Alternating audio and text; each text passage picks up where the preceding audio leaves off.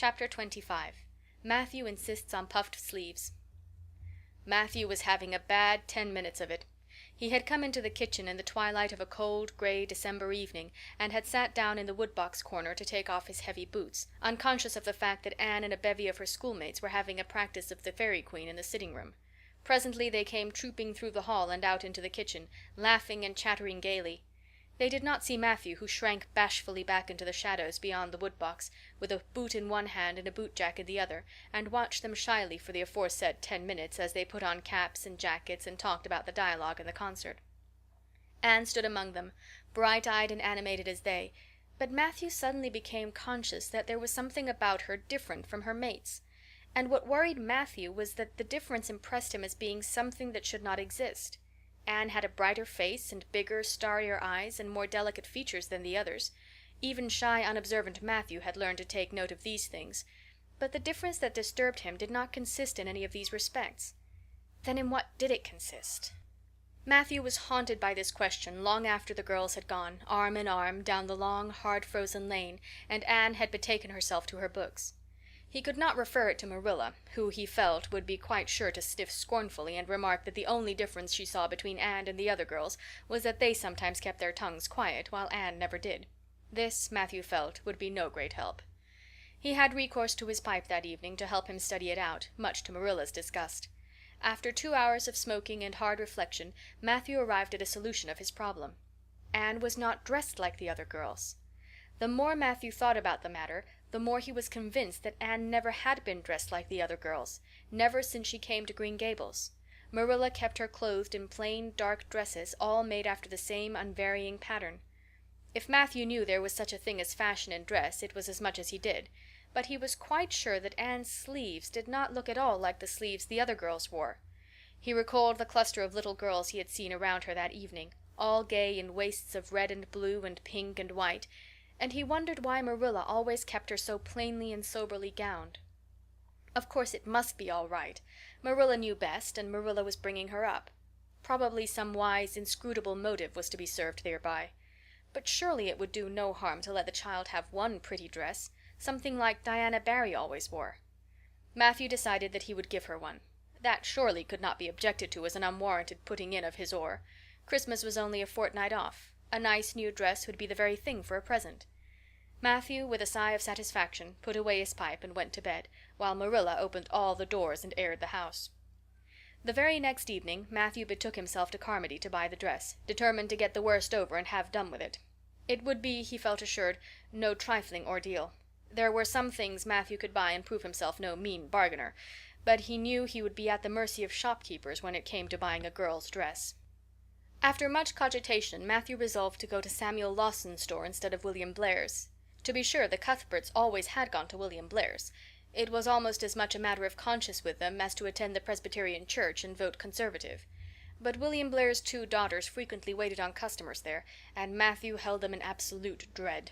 He could contrive to deal with them when he knew exactly what he wanted and could point it out, but in such a matter as this, requiring explanation and consultation, Matthew felt that he must be sure of a man behind the counter. So he would go to Lawson's, where Samuel or his son would wait on him. Alas, Matthew did not know that Samuel, in the recent expansion of his business, had set up a lady clerk also. She was a niece of his wife's, and a very dashing young person indeed, with a huge drooping pompadour, big rolling brown eyes, and a most extensive and bewildering smile. She was dressed with exceeding smartness, and wore several bangle bracelets that glittered and rattled and tinkled with every movement of her hands. Matthew was covered with confusion at finding her there at all, and those bangles completely wrecked his wits at one fell swoop. "What can I do for you this evening, Mr. Cuthbert?" Miss Lucilla Harris inquired, briskly and ingratiatingly, tapping the counter with both hands. "Have you any, well now, say, any garden rakes?" stammered Matthew. Miss Harris looked somewhat surprised, as well she might, to hear a man inquiring for garden rakes in the middle of December. "I believe we have 1 or 2 left over," she said, "but they're upstairs in the lumber room. I'll go and see." During her absence Matthew collected his scattered senses for another effort. When Miss Harris returned with the rake and cheerfully inquired, "Anything else tonight, Mr. Cuthbert?" Matthew took his courage in both hands and replied, "Well now, since you suggest it, I might as well take, that is, look at, buy some Some hayseed." Miss Harris had heard Matthew Cuthbert called odd. She now concluded that he was entirely crazy. "We only keep hayseed in the spring," she explained loftily. "We've none on hand just now." "Oh, certainly, certainly, just as you say," stammered unhappy Matthew, seizing the rake and making for the door. At the threshold he recollected that he had not paid for it, and he turned miserably back. While Miss Harris was counting out his change he rallied his powers for a final desperate attempt. "Well now, if it isn't too much trouble, I might as well, that is, I'd like to look at some sugar." "White or brown?" queried Miss Harris patiently.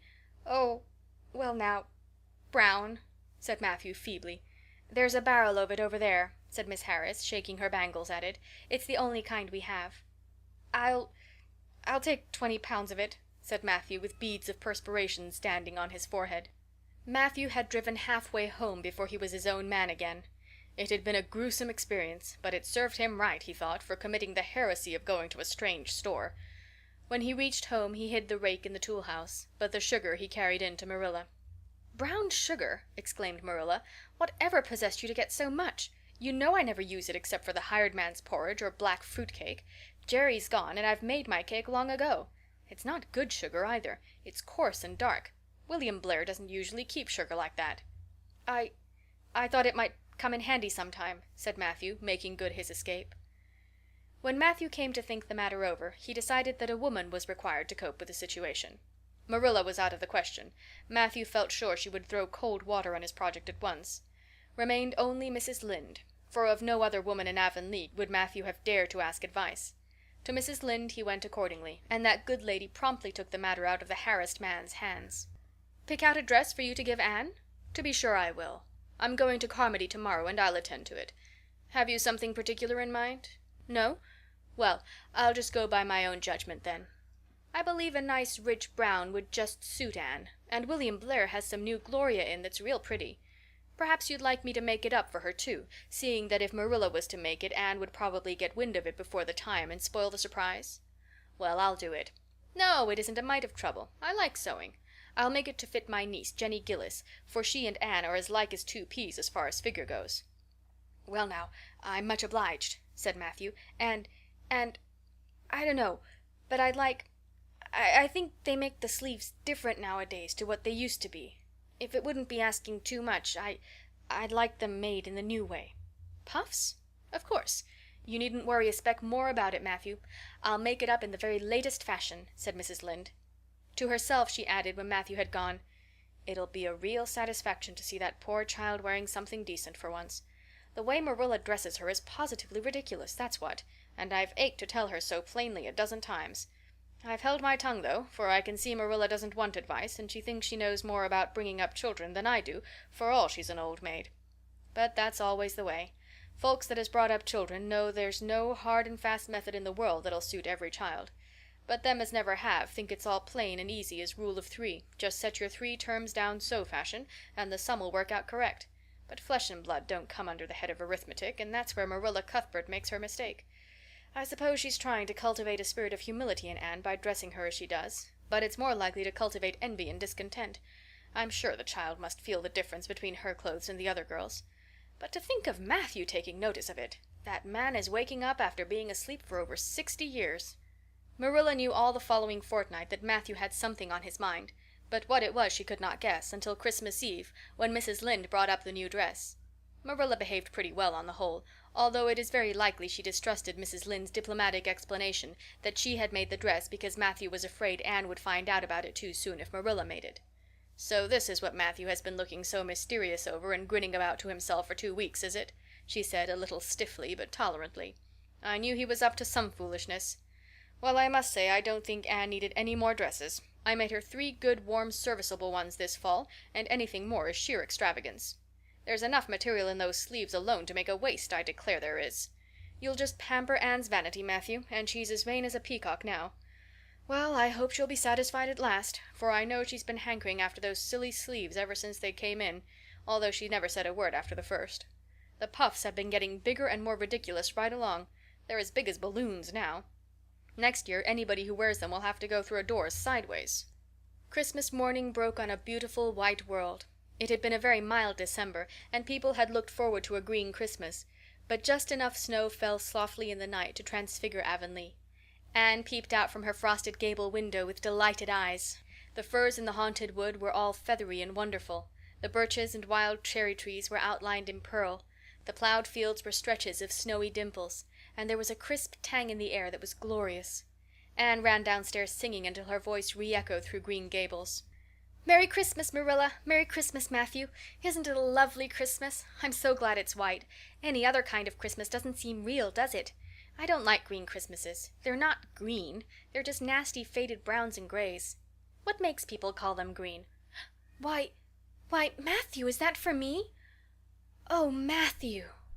Matthew had sheepishly unfolded the dress from its paper swathings and held it out with a deprecatory glance at Marilla, who feigned to be contemptuously filling the teapot, but nevertheless watched the scene out of the corner of her eye with a rather interested air. Anne took the dress and looked at it in reverent silence. Oh, how pretty it was! A lovely soft brown gloria with all the gloss of silk, a skirt with dainty frills and shirrings, a waist elaborately pin-tucked in the most fashionable way, with a little ruffle of filmy lace at the neck. But the sleeves, they were the crowning glory. Long elbow cuffs, and above them two beautiful puffs, divided by rows of shirring and bows of brown silk ribbon. "That's a Christmas present for you, Anne," said Matthew shyly. Why, Anne, don't you like it?" Well now. For Anne's eyes had suddenly filled with tears. "Like it? Oh, Matthew!" Anne laid the dress over a chair and clasped her hands.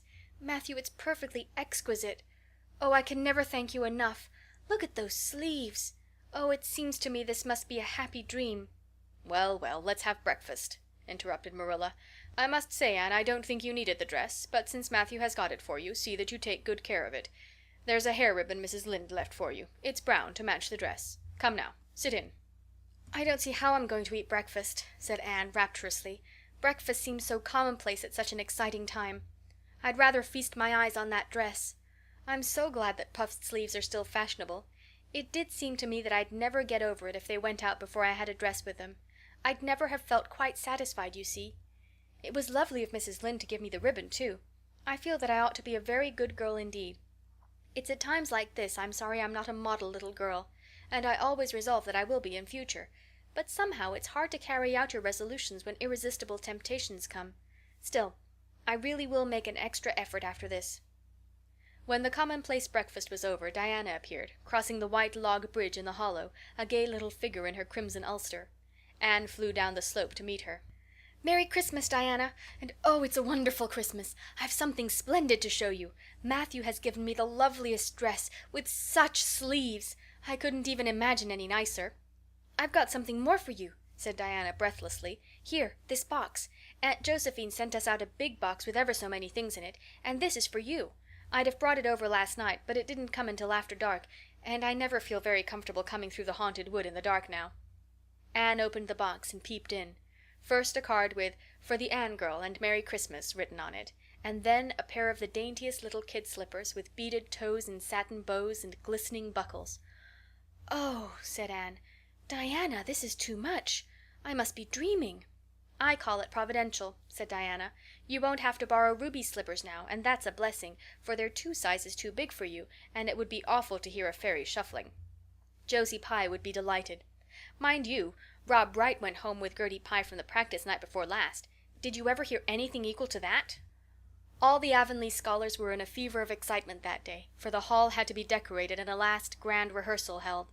The concert came off in the evening and was a pronounced success. The little hall was crowded, all the performers did excellently well, but Anne was the bright particular star of the occasion, as even envy in the shape of Josie Pye dared not deny. "Oh, hasn't it been a brilliant evening?" sighed Anne when it was all over and she and Diana were walking home together under a dark, starry sky. "Everything went off very well," said Diana practically. "I guess we must have made as much as $10. Mind you, Mr. Allen is going to send an account of it to the Charlottetown papers." "Oh, Diana, will we really see our names in print? It makes me thrill to think of it. Your solo was perfectly elegant, Diana. I felt prouder than you did when it was encored. I just said to myself, it is my dear bosom friend who is so honored. Well, your recitations just brought down the house, Anne. That sad one was simply splendid. Oh, I was so nervous, Diana. When Mr. Allen called out my name, I really cannot tell how I ever got up on that platform. I felt as if a million eyes were looking at me and through me. And for one dreadful moment I was sure I couldn't begin at all. Then I thought of my lovely puffed sleeves and took courage. I knew that I must live up to those sleeves, Diana. So I started in, and my voice seemed to be coming from ever so far away. I just felt like a parrot. It's providential that I practiced those recitations so often up in the garret, or I'd never have been able to get through. Did I groan all right? Yes, indeed, you groaned lovely, assured Diana. I saw old Mrs. Sloane wiping away tears when I sat down. It was splendid to think I had touched somebody's heart. It's so romantic to take part in a concert, isn't it? Oh, it's been a very memorable occasion indeed. Wasn't the boys' dialogue fine? Said Diana. Gilbert Blythe was just splendid. Anne, I do think it's awful mean the way you treat Gil. Wait till I tell you. When you ran off the platform after the fairy dialogue, one of your roses fell out of your hair. I saw Gil pick it up and put it in his breast pocket. There now. You're so romantic that I'm sure you ought to be pleased at that. It's nothing to me what that person does, said Anne loftily. I simply never waste a thought on him, Diana. That night Marilla and Matthew, who had been out to a concert for the first time in 20 years, sat for a while by the kitchen fire after Anne had gone to bed. Well now, I guess our Anne did as well as any of them, said Matthew proudly. Yes, she did, admitted Marilla. She's a bright child, Matthew, and she looked real nice, too. I've been kind of opposed to this concert scheme, but I suppose there's no real harm in it after all. Anyhow, I was proud of Anne tonight, although I'm not going to tell her so. Well now, I was proud of her, and I did tell her so 'fore she went upstairs, said Matthew. We must see what we can do for her some of these days, Marilla. I guess she'll need something more than Avonlea school by and by. There's time enough to think of that, said Marilla. She's only 13 in March. Though tonight it struck me she was growing quite a big girl. Mrs. Lynde made that dress a mite too long, and it makes Anne look so tall. She's quick to learn, and I guess the best thing we can do for her will be to send her to Queen's after a spell. But nothing need be said about that for a year or two yet. Well now, it'll do no harm to be thinking it over off and on, said Matthew. Things like that are all the better for lots of thinking over.